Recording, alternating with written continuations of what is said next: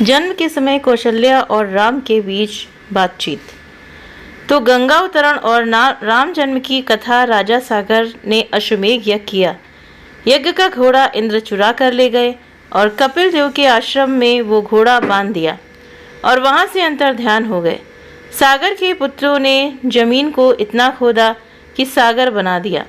इसका नाम पहले समुद्र ही था, लेकिन सागर के पुत्रों ने इसे खोदकर इतना चौड़ा बना दिया, इसलिए इसका नाम सागर पड़ गया। घोड़े को ढूंढते ढूंढते आगे बढ़े तो देखा कि वहीं घोड़ा कपिल मुनि के आश्रम में बंधा हुआ है। सागर पुत्रों ने कपिल मुनि को ही चोर समझकर मारने दौड़े। कपिल देव की आंखें खुलते ही सब जलकर भस्म हो गए। दूसरी माता के पुत्र के असमंजस ने भगवान कपिल से प्रार्थना की कि हे प्रभु, मेरे भाई अबोध थे, उनके किए का हमें बहुत अफसोस है, हमें क्षमा करें और उन सभी के मुक्ति के लिए रास्ता बताएं। महात्मा कपिल ने कहा, भगवान, वामन के चरणों से प्रकट जो गंगा है, यदि उस गंगा का जल इन्हें स्पर्श हो जाए तो मुक्ति संभव है। अंशुमान ने ब्रह्मलोक से गंगा जी को उतार कर लाने के लिए बहुत तपश्चर्या की, यानी कि तपस्या, बहुत बड़ी तपस्या की, परंतु गंगा जी का उन्हें दर्शन नहीं हुआ। बाद में नववित उनके पुत्रों ने भी गंगा जी को लाने के लिए उग्र तपस्या की, वे भी सफल नहीं हो सके। उनके पश्चात उनके पुत्र भागीरथ की तपस्या से प्रसन्न होकर माँ गंगा 2-3 शर्त मनवा कर आईं। गंगा जी ब्रह्मा जी के कमंडलू से निकलकर पहले ध्रुवलोक में आईं, फिर सप्त ऋषि मंडल में आईं, वहाँ से शिव जी की जटा में पधारी, फिर सुमेरु पर, फिर हिमालय पर, फिर हिमालय से निकलना आरंभ किया। भागीरथ के साथ गंगा पधारी, सागर के पुत्रों की भस्म का स्पर्श किया, उन्हें सद्गति प्राप्त हुई। महापराक्रमी भागीरथ के वंश में राजा खटवांग हुए, फिर दीर्घ आयु हुए, फिर रघु हुए। रघु महाराज की कीर्ति बहुत फैली और सूर्यवंश रघुवंश के नाम से प्रसिद्ध हो गया। रघु के हुए दिलीप, दिलीप के हुए अज, अज राजा के पुत्र हुए दशरथ जी। महाराज दशरथ जी परम तपस्वी, तेजस्वी और महापराक्रमी थे। वे अयोध्या में राज करते थे। 3 पत्नियां होने पर भी राजा निसंतान थे। वशिष्ठ जी के पास गए। वशिष्ठ जी ने कहा, पुत्र कादी यज्ञ करो, यानी पुत्र काष्ठी का यज्ञ करो, तो राजन इस यज्ञ से तुम्हारे 4 पुत्र होंगे। राजा ने पुत्र काष्ठी यज्ञ किया तो यज्ञ कुंड से क्षीर का चरु लेकर स्वयं अग्निदेव प्रकट हो गए और राजा से कहा, इन्हें अपनी रानियों को खिला देना, आपके यहाँ दिव्य संतान होंगी।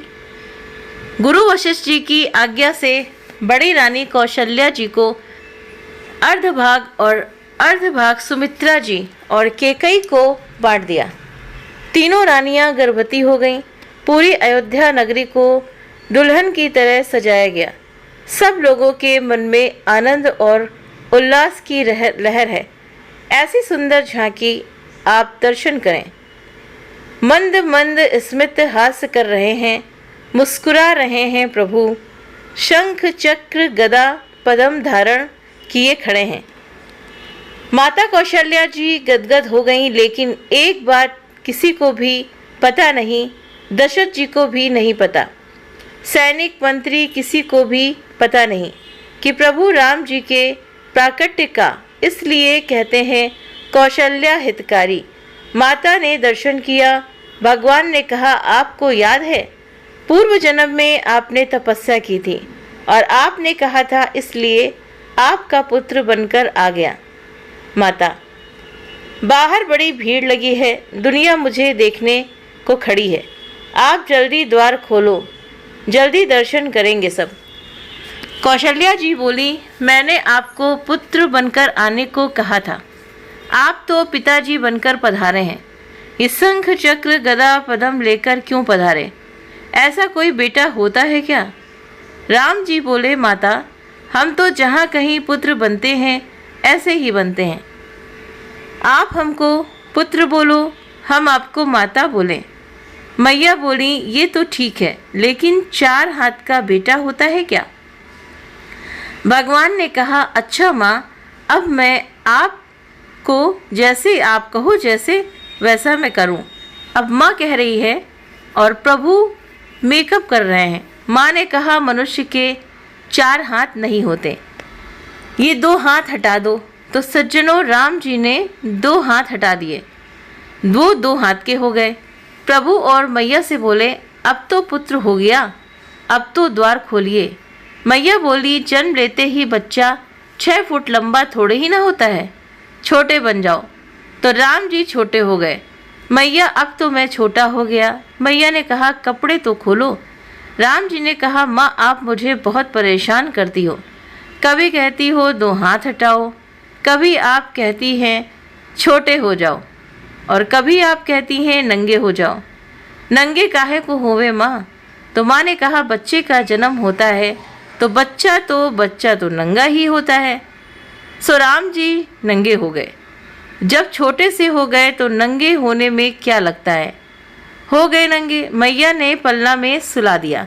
अब तो द्वार खोलो मैया, मुझे सब देखना चाहते हैं। मैया बोली, रो तो सही। तो भगवान ने कहा, रोए क्यों? माँ ने कहा, जब बच्चे का जन्म होता है तो बच्चा तो रोता है। तुम तो बूढ़े की तरह हंस रहे हो। तो राम जी रोने लगे, रुदन करने लगे। आकाश मंडल में देवताओं की भीड़ लगी है दर्शन करने के लिए। 12 बजे चंद्र सूर्य से कहता है, आगे चलो। सूर्य कहता है, नहीं जाता, प्रभु मेरे वंश में आए हैं, मुझे दर्शन करने हैं। राम जी ने चंद्रमा से कहा, दुखी क्यों होते हो?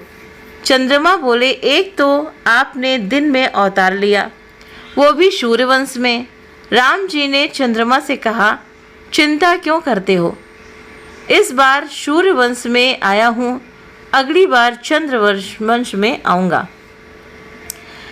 इस बार दिन के 12 बजे आया, अगली बार रात्रि के 12 बजे आऊँगा। अभी भी तुम्हें प्रसन्नता नहीं है तो सुनो चंद्रमा जी, आज से मेरे नाम के आगे तुम्हारा नाम जोड़ देता हूँ। अब तो राजी, लोग मुझे रामचंद्र कहेंगे।